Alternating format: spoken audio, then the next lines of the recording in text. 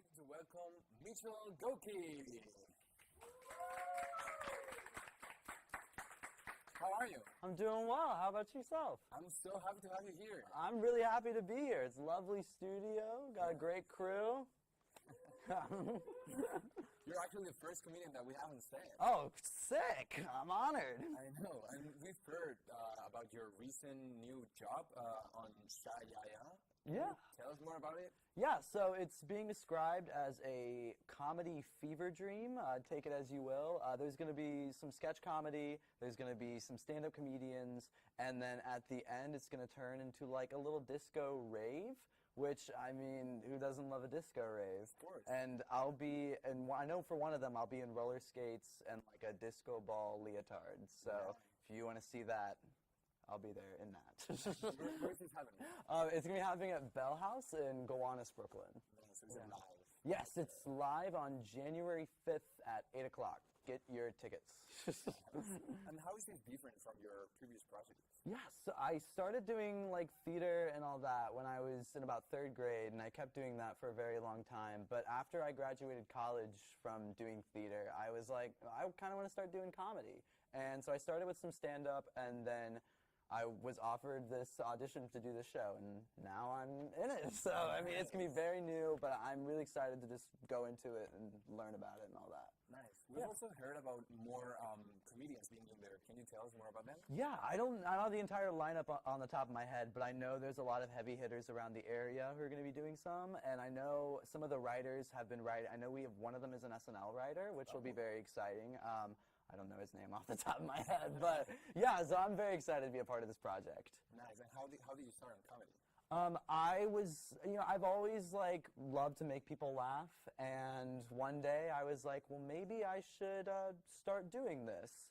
And yeah, I wrote a little stand-up sketch, and I got a booking at a comedy club, and I've just been doing it since. They keep asking me back, so yeah. That's so great. That's so great. Because it's like a difficult world to like jump into. Mm-hmm. Oh, definitely, definitely.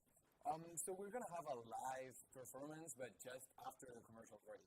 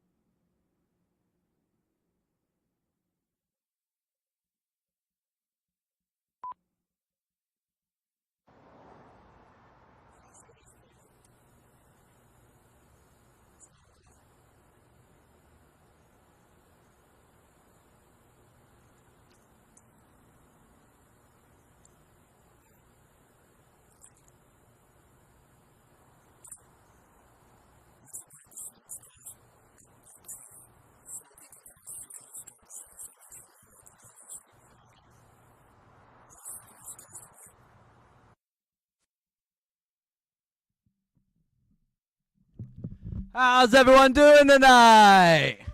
It's great to be here. Great to be here. I went to the Apple store yesterday. No fruit, I asked. I'm from Ohio, where recreational marijuana just got legalized. Yeah, recreational abortions got legalized too, but that's not as fun to do with your friends. My dad is a really big fan of recreational marijuana. Recently we were chatting and we were talking about our nightly routines because that's where we're at as father and son. And he says that his nightly routine is he puts on a movie and hits his pen until he falls asleep. And if my mom's home, he hides it.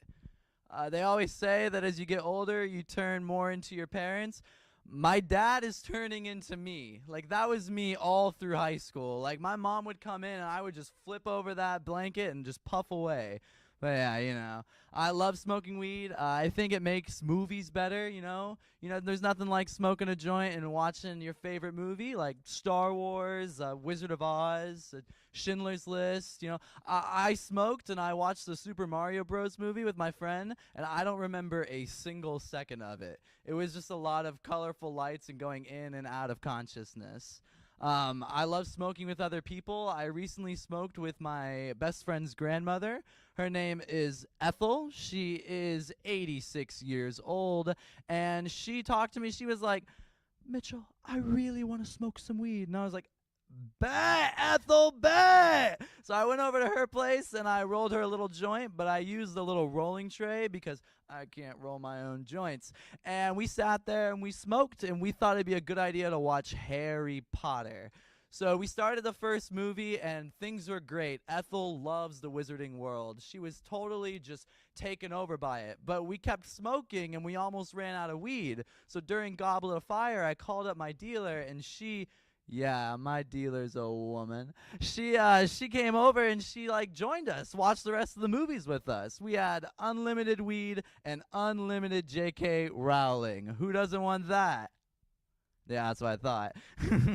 Anyways, yeah. So next day I came over and Ethel was out sitting on the porch, smoking a J and reading Harry Potter and the Sorcerer's Stone. For the first time, I think weed made somebody read. No, I think old people are very hot. My neighbor downstairs, her name is Rhoda Greenwood. I don't know if I should say her full name, but I'm gonna, because, she's 98 years old. She's just skin and bones. She's so sweet, but you know what I mean. And she does this funny little thing whenever we talk. She loves to slap my ass. And I get nervous because, her hands are very bony, and she's a hard hitter. So I just get nervous, though, because I don't really got a lot of ass to begin with. And so it's really just some bone-on-bone actions, which, no one's really a fan of that. But she's really sweet. She'll always leave her door open, and she'll just come out and be like, oh, how are you doing, sweetheart? How are you? And it's like the most loving thing. And then wham, it's just right up your ass, and you just don't know what to do. But, I think it's kind of hot. But I love living in New York City. It's great. You guys remember those lantern flies that everyone told us to kill? America's always supported genocide. Yeah, that's what I thought, yeah. But, yeah, living the city's great. I do this thing, tell me if I'm a narcissist or not, but I love looking in, the windows when I'm walking by to see how my outfit's doing, because my mirror's at home. No one. All right. Yeah. It is its own thing. I'll leave you with one, a good one. You guys ever hear of the band Boy Genius? Yeah, delayed reaction. Well, they kind of ruined the startup of my band, Girl Stupid. Yeah. I was walking down the street the other day, and I very much carry this Midwestern in me. It's a lot of oh, my bad, sorry. And this guy was, walking towards me. He walks up to me, and he opens his hand, and there was so many bags of Coke in his hand. And I was just so I don't know what to do with this. And I looked at him, and I gave him the old Midwestern, oh, no, thanks, I'm good. And just carried on my way. All right, I'm Mitchell Goecke. That's my time. Thank you so much.